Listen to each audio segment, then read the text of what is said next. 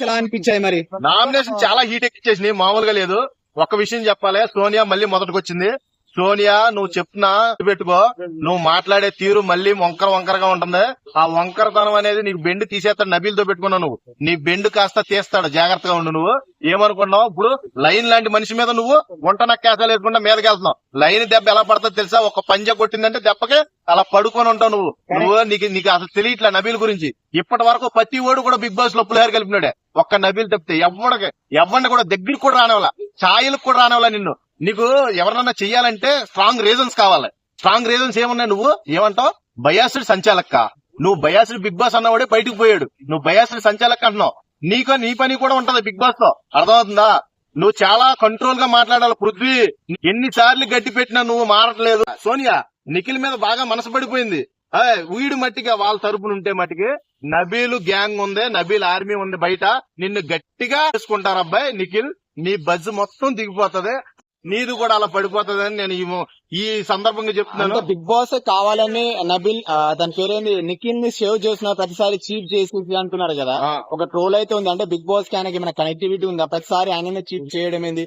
వేరే వాళ్ళకి ఆపర్చునిటీ ఇవ్వచ్చు కదా. లేదు, నేను అది యాక్సెప్ట్ చేయను. ఆడు గెలుస్తున్నాడు, ప్రతిసారి గెలుస్తున్నాడు కాబట్టి, స్ట్రాంగ్ ప్లేయర్ కాబట్టి బానే ఉంది. చీప్ కింద యాక్సెప్టబుల్. కాకపోతే ఒకటే దీంట్లో వ్యత్యాసం ఏంటంటే సోనియాని సపోర్ట్ చేస్తుంది బిగ్ బాస్ టీమ్. సోనియాని సపోర్ట్ చేయడం నాకు నచ్చలేదు.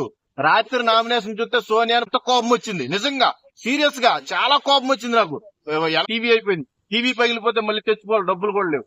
అందుకే ఊరుకున్నాను. గానీ నాకు వచ్చింది రాత్రి పృథ్వీగౌడ్ మీద, నా సోనియా మీద వచ్చింది కోపం. వాళ్ళు అన్ఫేర్ నామినేషన్ చేశారు, వాళ్ళు రివెంజ్ నామినేషన్ చేశారు.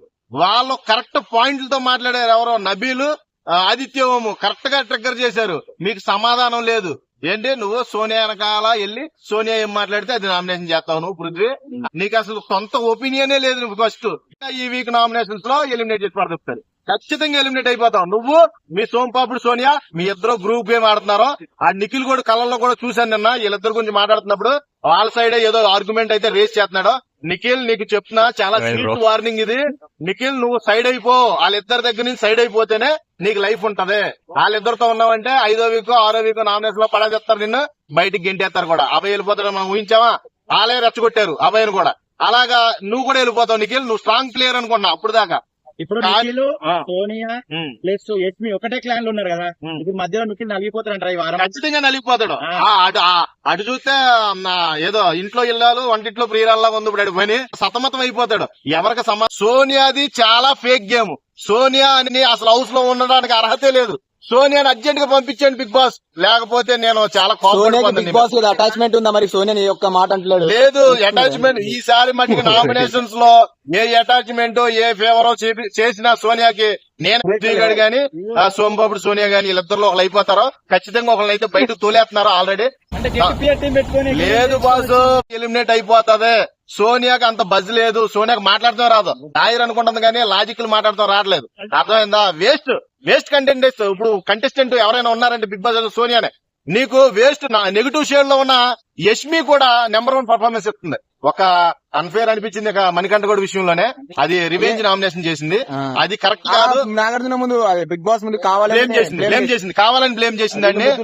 ఆడు కూడా ఎక్స్పెక్ట్ చేయాల, ఏంటో నాకు మనసిచ్చింది, నాకేదో లైఫ్ ఇస్తుంది అనుకున్నాడు కానీ ఆడికే పెద్ద బొక్క ఎడుతుందని అయితే అనుకోలేదు పాపం మణికంఠ గౌడ్. ఆడి మట్టికి ఇక అమ్మాయి జోలికి వెళ్ళడం, ఇక బిగ్ బాస్ హౌస్ అయ్యేదాకా వాడు ఉన్నంత సేపు ఏ అమ్మాయి జోలికి వెళ్ళడం, అసలు ఎవరిని ఏమి అడగడం. యష్మి ఒకటే చెప్పింది, మీరు అందరూ గ్రూప్ గేమ్ ఆడుతున్నారు, గ్రూప్ గేమ్ ఆడతారని క్లియర్ గా చెప్పింది. ఎదరు 2 పెట్టి ఆడుతున్నావు నువ్వు గుంట నక్కలకి వెనకాల ఉండి ఆడుతావు. నిజం, అది నిజం. సోనియాకి అసలు ఆట ఆడుతూ రాదు. నేను చెప్తాగా, ఆ గుడ్డు టాస్క్ లో కూడా ప్రొటెక్ట్ చేయడమే రాలేదు. అర్థమైంది? ఆ గుడ్డు సోనియా నిఖిల్ తోనే ఎందుకు ఉంటుంది? నిఖిల్ తోనే ఉంటుందంటే ఆయన కూడా బయటకు తోసేద్దే కప్పట్టుకుపోదు.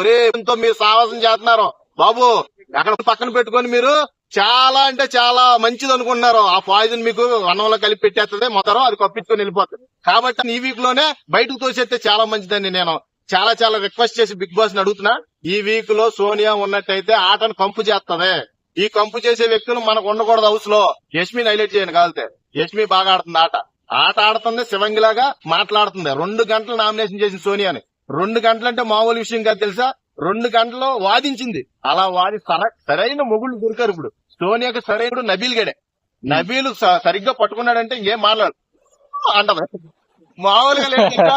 వాడి ఎటకారం మామూలుగా లేదు నామినేషన్ లో.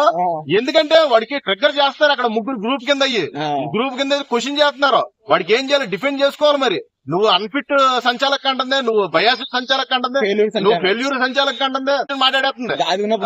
ఈ మటుకు ఇక నేను అది ఒప్పుకోను, ఏం నువ్వు మాట్లాడేది ఏం మంచిగా లేదు అన్నాడు. అసలు నవీలు మాటలు చూస్తుంటే నిజంగా ఎక్కడో కాలింది సోనియాకి. అసలు బయటికి వెళ్ళిపోవడమే కరెక్ట్.